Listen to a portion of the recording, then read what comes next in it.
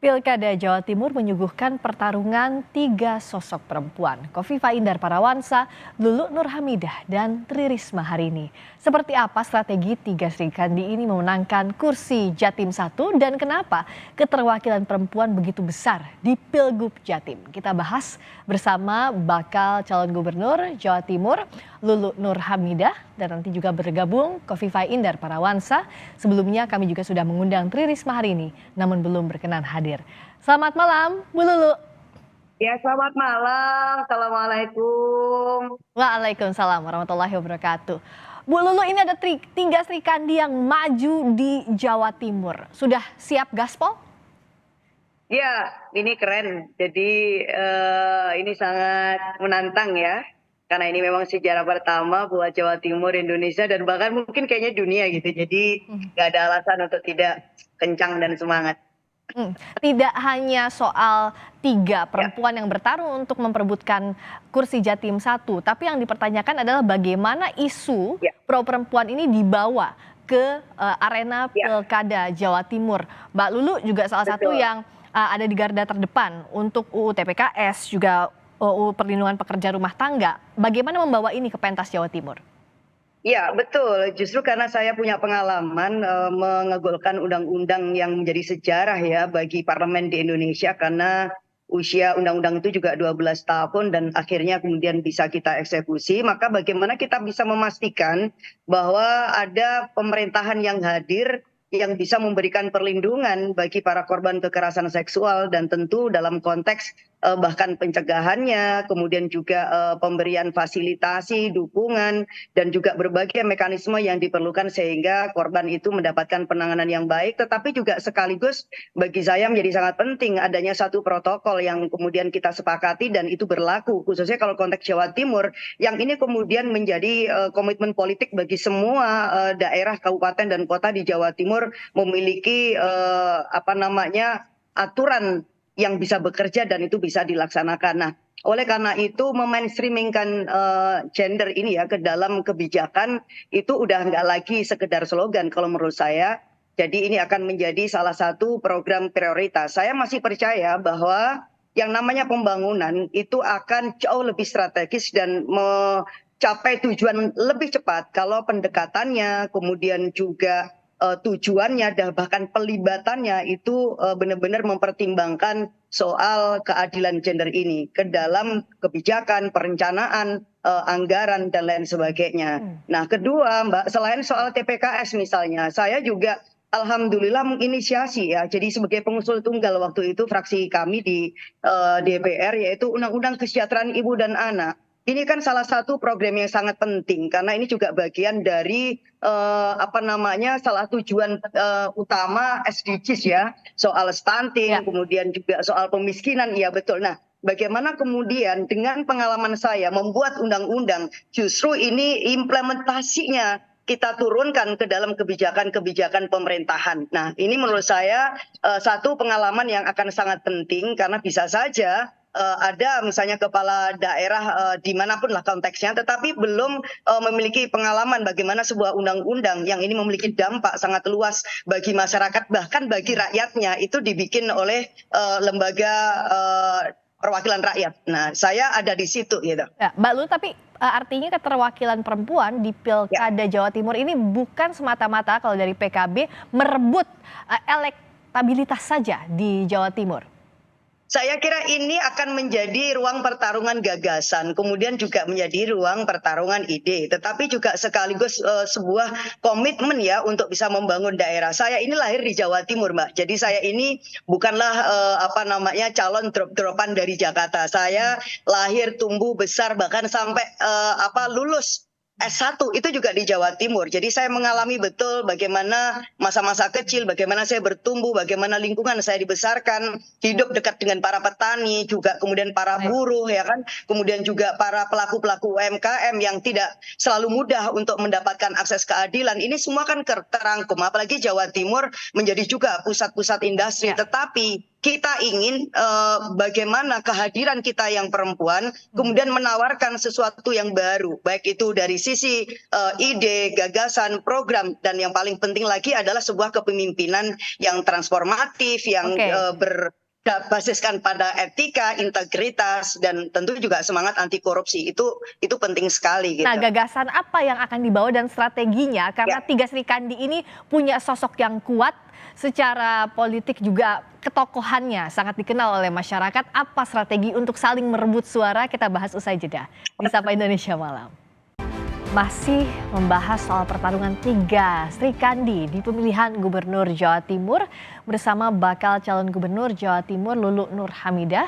Kami juga masih menunggu Kofifa Indar Parawansa yang tadi menyatakan bersedia hadir, dan sebelumnya kami juga sudah mengundang Tri Risma hari ini namun belum berkenan hadir. Mbak Lulu, kita lanjutkan lagi. Strateginya apa? Ini kan tiga-tiganya perempuan. Kalau kita lihat di 2018 ada keterwakilan perempuan di Cagupnya itu yang diambil oleh ceruk pemilih Bu Kofifa. Kalau saat ini bagaimana membagi ketiga ini, bagaimana PKB bisa berebutnya?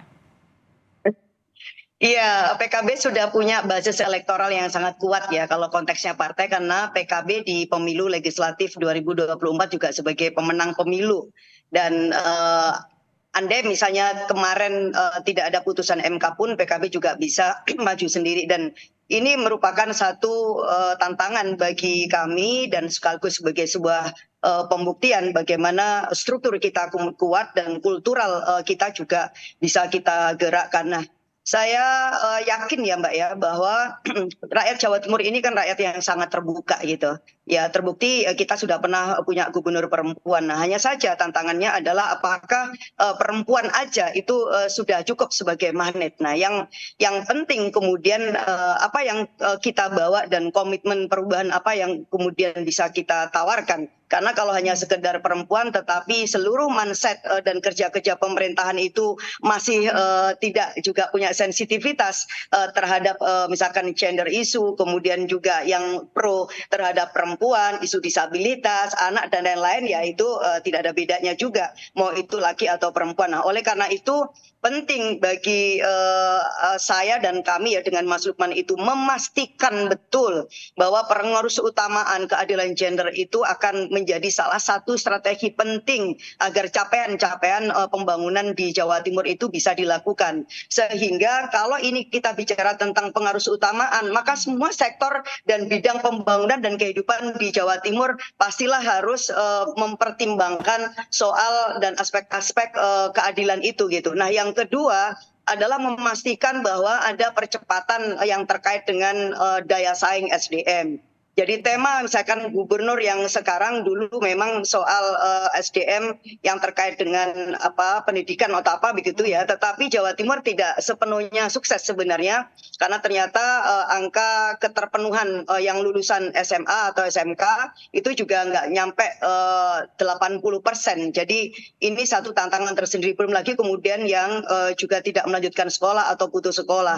Nah, bagi kami SDM itu kenapa menjadi sangat penting, karena ini provinsi yang sangat besar. Jadi kalau provinsi yang sangat besar maka kita juga membutuhkan angkatan kerja yang bagus, angkatan kerja yang berkualitas, SDM yang sangat mumpuni. Nah, ini kan butuh kehadiran dari pemerintah ya. APBD itu mau dipakai untuk apa sih gitu. Nah, kalau kemudian tidak dipakai untuk mendukung upaya-upaya untuk bisa mencapai tahapan atau SDM kita agar kemudian menjadi lebih bagus lagi.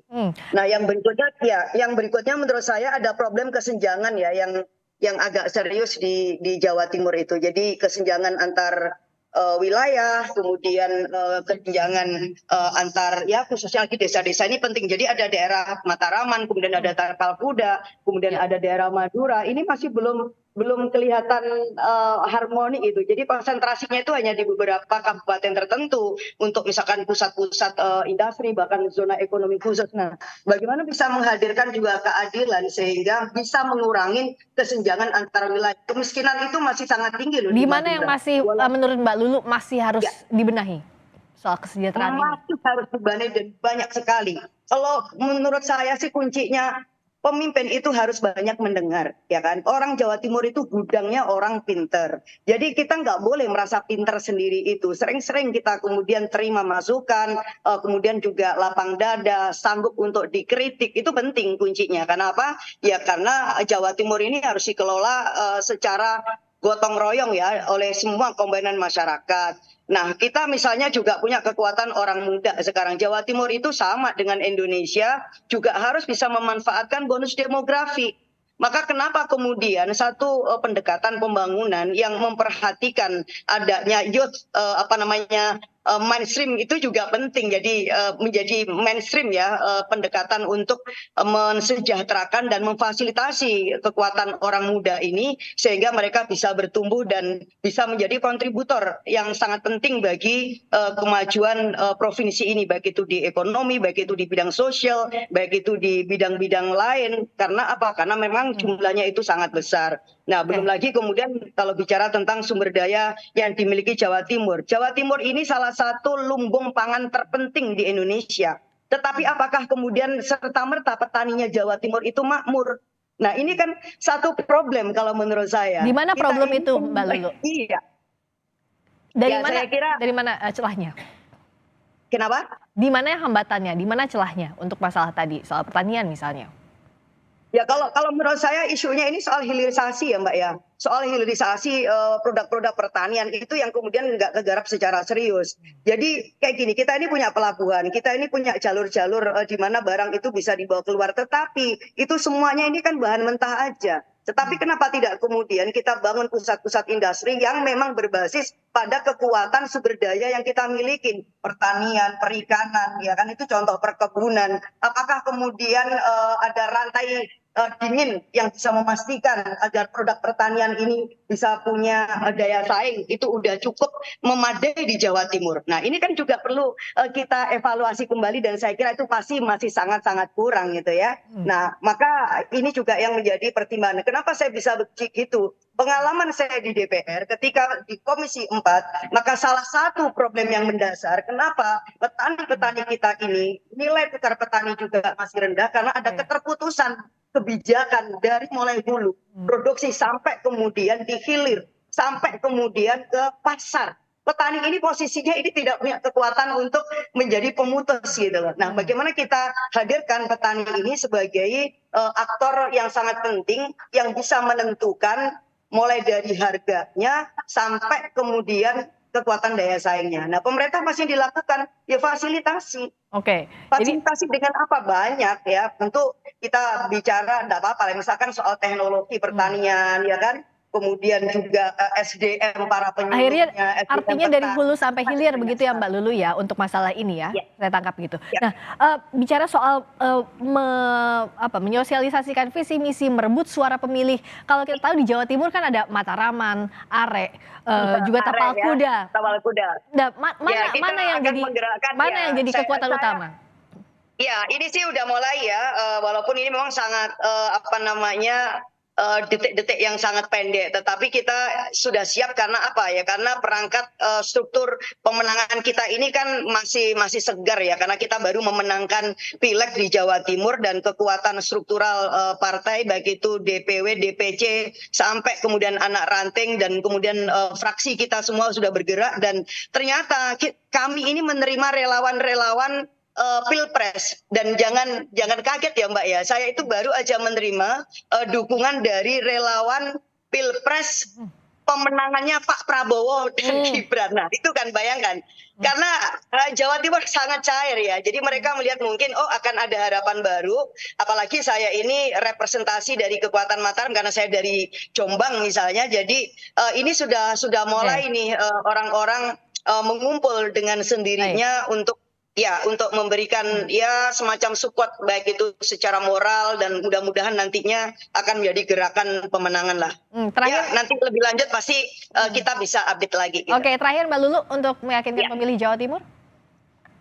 Ya untuk meyakinkan pemilih Jawa Timur, aku mau parikan ala Jawa Timuran ya. Monggo.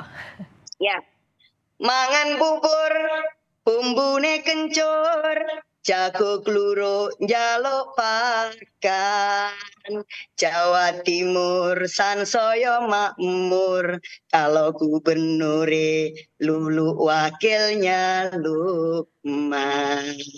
Matur nuwun sangat Mbak Lulu Nurhamidah, bakal calon gubernur Jawa Timur.